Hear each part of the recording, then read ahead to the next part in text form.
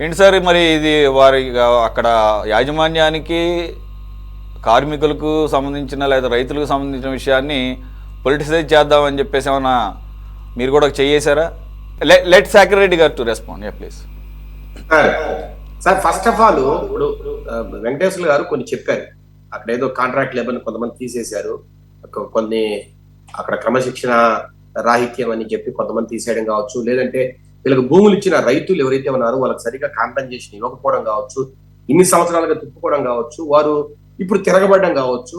అట్లాగే సార్ అక్కడ ఆ రోడ్డు సమస్యలు కావచ్చు, ఇట్లాగా రకరకాల సమస్యలు అయితే అక్కడ ఉన్నాయి.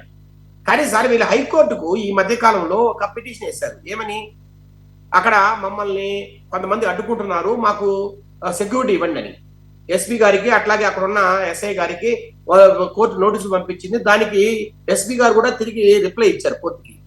సార్ వారు కోర్టులోనేమో మమ్మల్ని కొంతమంది ఇబ్బంది పెడుతున్నారు ప్రొటెస్టర్స్ అని చెప్పి కోర్టులో కేసు వేస్తారు. సాక్షి టీవీలో కావచ్చు, పత్రికలో కావచ్చు ఏ రాస్తారు, కొంతమంది టీడీపీ మోకలు, కొంతమంది టీడీపీ గోండాలు అని ఇక్కడ పేపర్లో కావచ్చు, టీవీలో కావచ్చు రాస్తారు. ఇది ఏ రకమైన ద్వంద్వ వైఖరి సార్? సార్ నేను అంటున్నా, అసలు వీళ్ళకి క్యాప్టివ్ మైన్స్ ఉన్నాయా సార్? 2016లోనే వీళ్ళ ఏదైతే మైన్స్ కు లెటర్ ఆఫ్ ఇండెంట్ తో, సార్ కేవలం లెటర్ ఆఫ్ ఇండెంట్ తో మాత్రమే 2009లో వీళ్ళకు మైన్స్ వచ్చాయి. రఘురామ సిమెంట్స్ అనే దాని మీద మైన్స్ లెటర్ ఆఫ్ ఇండెంట్ ఉంది. ఆ లెటర్ ఆఫ్ ఇండెంట్ వచ్చిన తర్వాత వెంటనే దానికి ఎన్వైరన్మెంట్ కావచ్చు, ఫారెస్ట్ కావచ్చు, తర్వాత ల్యాండ్ సంబంధించిన అన్ని పర్మిషన్స్ సెంట్రల్ గవర్నమెంట్ నుంచి తెచ్చుకోవాలి. వాళ్ళు అది తుంగలో దొక్కారు. తర్వాత సార్ కేంద్ర గనుల శాఖ ఆధ్వర్యంలో దానికి సంబంధించిన ఏ ప్రొసీజర్ కూడా వాళ్ళు ఇంతవరకు ఫాలో కాల. 2016లో అప్పుడున్న తెలుగుదేశం ప్రభుత్వం క్లియర్ గా వాళ్ళకి నోటీస్ ఇచ్చింది, అయ్యా మీ గనులు క్యాన్సిల్ చేస్తున్నాం, మీరు సరైన గనులకు సంబంధించిన విధి విధానాలు మీరు ఫాలో కావట్లేదు అని చెప్పి ఆ రోజు క్యాన్సిల్ చేసిన తర్వాత ఆ 2016 నుంచి 24 వరకు సార్ వారు ప్రైవేట్ గనులు, రకరకాల వేరే గనులు ఉంటే వాటి మీద ఆధారపడి అక్కడి నుంచి తెచ్చుకునేవాళ్ళు లైమ్ స్టోన్ ని. మళ్ళా 2024 ఫిబ్రవరి మార్చిలో ఏం చేశారు, మళ్ళా కొన్ని గనులు కేటాయించుకున్నారు. ఎందుకంటే ప్రభుత్వం వాళ్ళే, ముఖ్యమంత్రి ఆయన ఓనర్ ఆఫ్ భారతీయ సిమెంట్స్, కొన్ని గనులు కేటాయించుకున్నారు. సార్ మనకి ఎంఎండిఆర్ సంబంధించిన పాలసీ ఉంది. కేంద్ర మైనింగ్ శాఖ ఒక పాలసీని తెచ్చింది, ఆక్షన్ బేస్డ్ పాలసీ.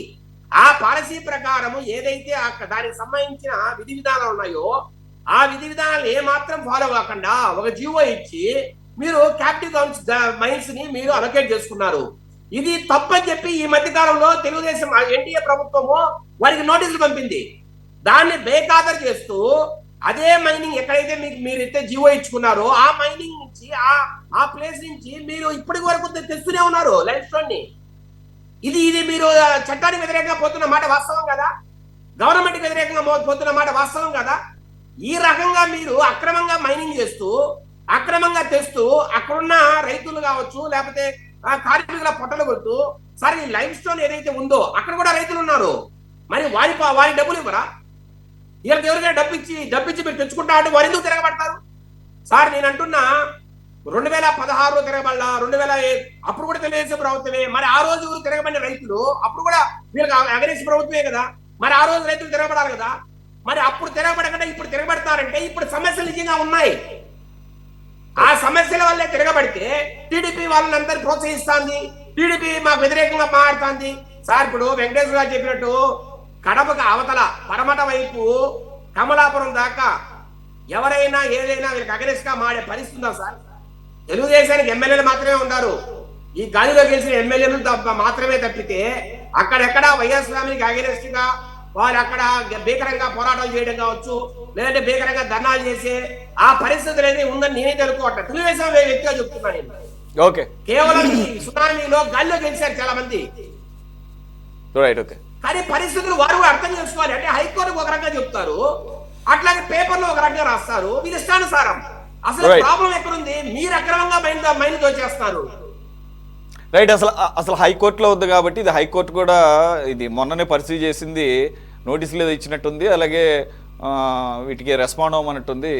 అసలు కోర్టులో ఎప్పుడు తేలుతుందో మరి. ఇదేమో ఉద్యోగులకు సంబంధించి, రైతులకు సంబంధించిన విషయం.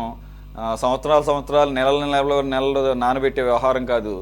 ఈ లోపల కోర్టు దాకా వెళ్లకుండా ఇదేమో చిన్న చిత్తక సంస్థ అందులోనూ కాదు. అలాగే ఒక మాజీ ముఖ్యమంత్రికి సంబంధించిన ఆయన భార్య గారిది అంత రెప్యుటేషన్ ఉండి అట్లాగే సార్ అవినాష్ రెడ్డి గారి మామగారి ఊరు కోకటం అని ఆ ఊరు, రైట్ అంతా వాళ్ళదే సామ్రాజ్యం. అదే అంటున్నాను, ఇది పరువుకు సంబంధించిన విషయంగా కూడా చూసుకోవాలి. ఇప్పుడు మన ఇంట్లో ఎవరన్నా కనుక మన మీద దండెత్తితే ఎలా ఉంటుంది, అది మన పరువే పోతుంది. రోడ్డు మీదకి ఎక్కే వరకు కూడా అసలు ఎందుకు లాగుతున్నారో అర్థం కాదు.